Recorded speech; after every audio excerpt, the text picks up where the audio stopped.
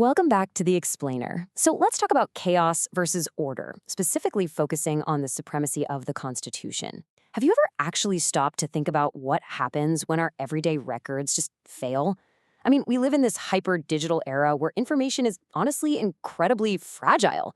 Today, we're pitting that everyday digital chaos against the absolute bedrock structure of a nation, and we're going to use the 2010 Constitution of Kenya as our definitive guide.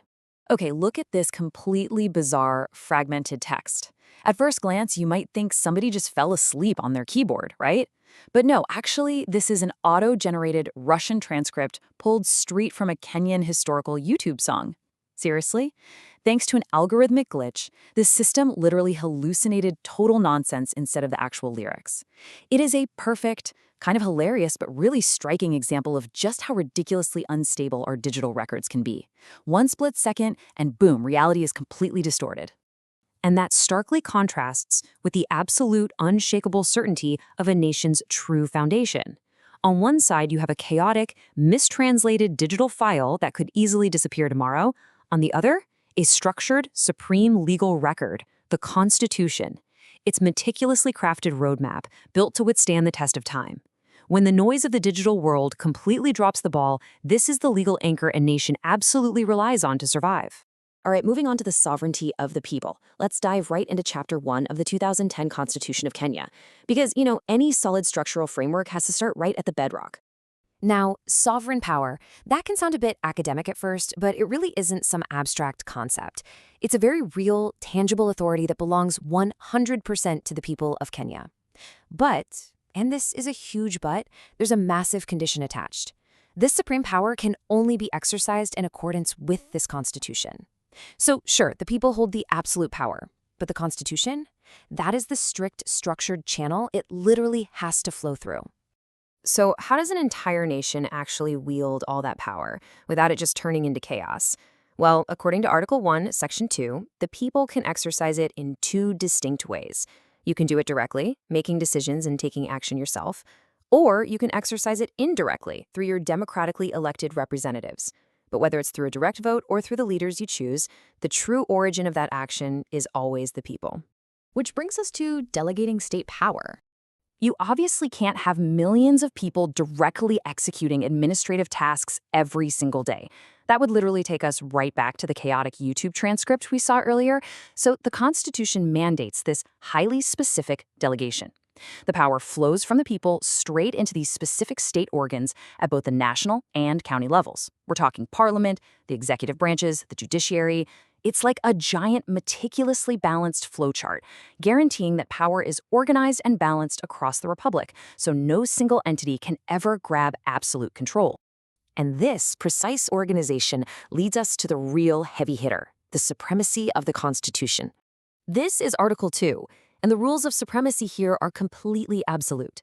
First off, this document binds all persons and all state organs. No exceptions, nobody gets a free pass.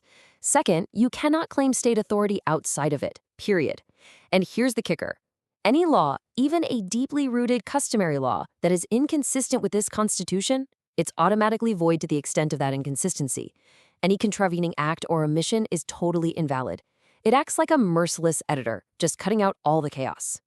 And to keep the system from just, cannibalizing itself, Article 2 has this brilliant built-in fail-safe. The fundamental legality of the Constitution itself cannot be challenged by or before any court or other state organ. Just think about how structurally sound that is. You literally cannot use the very courts created by the Constitution to dismantle the Constitution. It is the unquestionable foundation. Now, obviously, this supreme document doesn't just exist in a vacuum. It actually seamlessly weaves international cooperation right into the domestic order. Under Step 1, the general rules of international law naturally form part of Kenyan law. And for Step 2, any specific treaty or convention that Kenya officially ratifies, that is formally integrated into the supreme legal framework too. So there's absolutely zero ambiguity about how the nation interacts with the rest of the globe. Defending the supreme law. Let's get into the final piece of Chapter 1 here. Because setting up a flawless system on paper is one thing, right?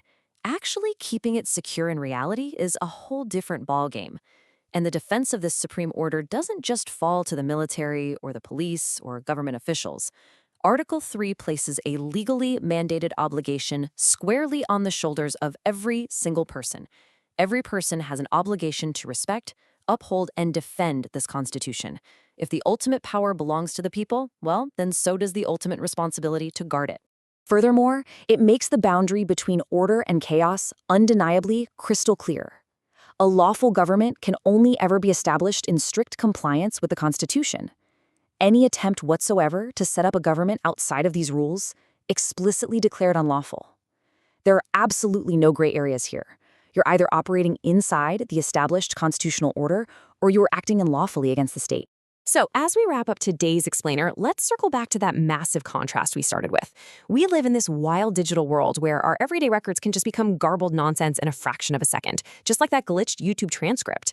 Yet, right in the middle of all that, the foundational document of a nation provides this unshakable, highly ordered reality. So I'll leave you with this to ponder. Amidst all the noise, distortion, and digital chaos of our modern lives, how will you actually fulfill your obligation to defend the supreme structured law of your society? Definitely something to think about. Thanks for learning with us today.